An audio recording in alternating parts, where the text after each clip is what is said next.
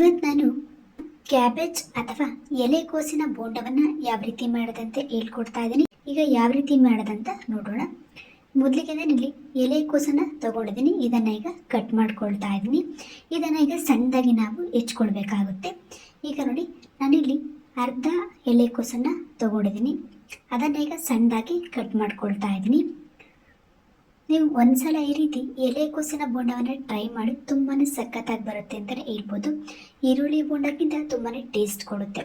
ಒಂದ್ಸಲ ಟ್ರೈ ಮಾಡಿದ್ರೆ ಮತ್ತೆ ಮತ್ತೆ ಮಾಡ್ಕೊಂಡು ತಿಂತಾನೆ ಇರ್ತೀರ, ಅಷ್ಟು ಸೂಪರ್ ಆಗಿರುತ್ತೆ. ನೋಡಿ, ಈಗ ಆ ಕೋಸನ್ನು ನಾನು ಸಣ್ಣದಾಗಿ ಹೆಚ್ಕೊಳ್ತಾ ಇದ್ದೀನಿ. ನಿಮಗೆ ಎಷ್ಟು ಸಣ್ಣದಾಗಿ ಹೆಚ್ಕೊಳಕ್ಕಾಗುತ್ತೋ ಅಷ್ಟು ಸಣ್ಣದಾಗಿ ಹೆಚ್ಕೊಳ್ಳಿ, ಆಗ ನಿಮಗೆ ಬೋಂಡ ತುಂಬಾ ಸಖತ್ತಾಗಿರುತ್ತೆ. ನೋಡಿ, ಈಗ ಹೆಚ್ಕೊಂಡಾಗಿದೆ. ಒಂದು ಪಾತ್ರೆಗೆ ಇದನ್ನು ಹಾಕ್ಕೊಳ್ತಾ ಇದ್ದೀನಿ.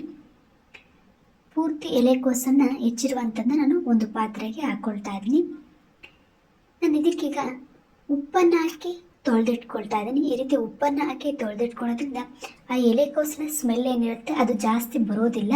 ಬೋಂಡ ತುಂಬಾ ಸಖತ್ತಾಗಿರುತ್ತೆ. ಹಾಗಾಗಿ ನಾನಿಲ್ಲಿ 1 ಚಮಚದಷ್ಟು ಅರಳುಪ್ಪನ್ನು ಹಾಕ್ಕೊಳ್ತಾ ಇದ್ದೀನಿ. ಅರಳುಪ್ಪು ಆರೋಗ್ಯಕ್ಕೆ ತುಂಬಾ ಒಳ್ಳೆಯದು. ಹಾಗಾಗಿ ಅರಳುಪ್ಪನ್ನು ಹಾಕ್ಕೊಂಡು ಇದನ್ನು ಚೆನ್ನಾಗಿ ತೊಳೆದಿಟ್ಕೊಳ್ತಾ ಇದ್ದೀನಿ. ಒಂದ್ಸಲ ಈ ರೀತಿ ಕ್ಯಾಬೇಜ್ ಬೋಂಡವನ್ನು ಮಾಡ್ಕೊಂಡು ತಿಂದರೆ ನೀವು ಈರುಳ್ಳಿ ಬೋಂಡವನ್ನು ಮಾಡೋದನ್ನೇ ಮರ್ತೋಗ್ತೀರ, ಅಷ್ಟು ಸೂಪರ್ ಆಗಿರುತ್ತೆ. ಒಂದ್ಸಲ ಟ್ರೈ ಮಾಡಿ ನೋಡಿ. ಈಗ ಇದನ್ನು ಚೆನ್ನಾಗಿ ತೊಳಿತಾ ಇದ್ದೀನಿ. ಇದನ್ನು ನಾನೀಗ ಒಂದು ಪ್ಲೇಟ್ಗೆ ತೆಗೆದಿಟ್ಕೊಂಡಿದ್ದೆ.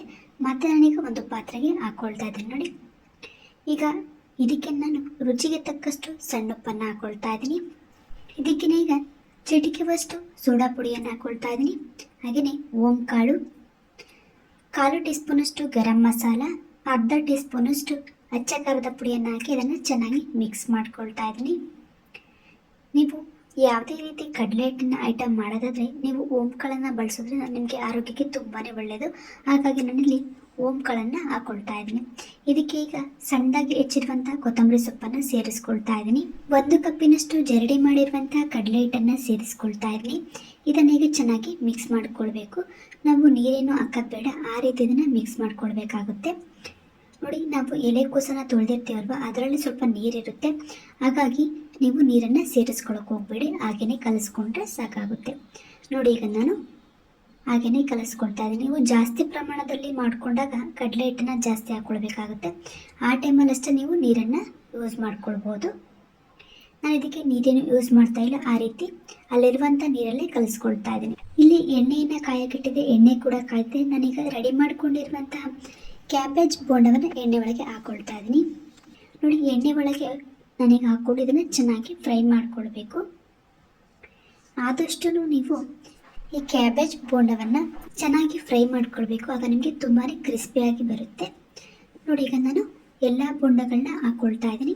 ಈ ರೀತಿ ಹಾಕ್ಕೊಳ್ಳೋದನ್ನ ಚೆನ್ನಾಗಿ ಫ್ರೈ ಮಾಡ್ಕೊಳ್ತಾ ಇದ್ದೀನಿ. ನಾನಿಲ್ಲಿ ಐ ಫ್ಲೇಮಲ್ಲಿ ಇಟ್ಟು ಚೆನ್ನಾಗಿ ಫ್ರೈ ಮಾಡ್ಕೊಳ್ತಾ ಇದ್ದೀನಿ. ಈ ರೀತಿ ಐ ಫ್ಲೇಮಲ್ಲಿ ಇಡೋದ್ರಿಂದ ನಿಮಗೆ ಒಳಗಡೆ ಬೋಂಡ ತುಂಬಾ ಸಖತ್ತಾಗಿ ಬೆಂದಿರುತ್ತೆ, ಹಾಗೆಯೇ ತುಂಬಾ ಕ್ರಿಸ್ಪಿಯಾಗಿ ಬರುತ್ತೆ ಅಂತಲೇ ಹೇಳ್ಬೋದು. ನೋಡಿ, ಈಗ ನಾನು ಎಲ್ಲ ಬೋಂಡವನ್ನು ಬಿಟ್ಕೊಂಡಿದ್ದೀನಿ. ಈಗ ಒಂದು ಕಡೆಯಿಂದ ಇನ್ನೊಂದು ಕಡೆಗೆ ಇದನ್ನು ಬಗ್ಚಾಕೊಳ್ತಾ ಇದ್ದೀನಿ. ಈ ಬೋಂಡವನ್ನು ನೀವು 2 ಕಡೆಯೂ ಚೆನ್ನಾಗಿ ಫ್ರೈ ಮಾಡಬೇಕು, ಆಗ ನಿಮಗೆ ತುಂಬಾ ಕ್ರಿಸ್ಪಿಯಾಗಿ ಬರುತ್ತೆ. ನೋಡಿ, ತುಂಬಾ ಚೆನ್ನಾಗಿ ಬಂದಿದೆ ಬೋಂಡ. ನೀವು ನೋಡ್ತಿರ್ಬೋದು ಎಷ್ಟು ಚೆನ್ನಾಗಿ ಬಂದಿದೆ ಅಂತ. ನಾನು ಹೇಗೆ ಬಿಟ್ಟಿದ್ದು ಅದೇ ರೀತಿ ಕೂಡ ಇದೆ, ತುಂಬಾ ಚೆನ್ನಾಗಿ ಬಂದಿದೆ. ಇದನ್ನೀಗ ನಾನು ಚೆನ್ನಾಗಿ ಕ್ರಿಸ್ಪಿ ಆಗೋವರೆಗೂ ಇದನ್ನು ಬೇಯಿಸ್ಕೊಳ್ತಾ ಇದ್ದೀನಿ. ಇದನ್ನು ಚೆನ್ನಾಗಿ ಫ್ರೈ ಮಾಡಿಕೊಂಡು ಆನಂತರ ಇದನ್ನು ಒಂದು ಪ್ಲೇಟ್ಗೆ ಶಿಫ್ಟ್ ಮಾಡ್ಕೊಳ್ಬೇಕು. ನೋಡಿ, ಈಗ ಆಲ್ಮೋಸ್ಟ್ ಆಗಿದೆ. ನೋಡಿ, ಬೋಂಡ ಈ ಕಲರ್ ಬರಬೇಕು, ಅಲ್ಲಿವರೆಗೂ ನೀವು ಬೇಯಿಸ್ಕೊಳ್ಬೇಕಾಗುತ್ತೆ. ಆಗ ನಿಮಗೆ ಬೋಂಡ ತುಂಬಾ ಕ್ರಿಸ್ಪಿಯಾಗಿ ತುಂಬಾ ಸಖತ್ತಾಗಿರುತ್ತೆ ಅಂತಲೇ ಹೇಳ್ಬೋದು. ಈಗ ಬೋಂಡ ರೆಡಿಯಾಗಿದೆ. ಇದನ್ನು ಒಂದು ಪ್ಲೇಟ್ಗೆ ಶಿಫ್ಟ್ ಮಾಡಿಕೊಳ್ಳೋಣ.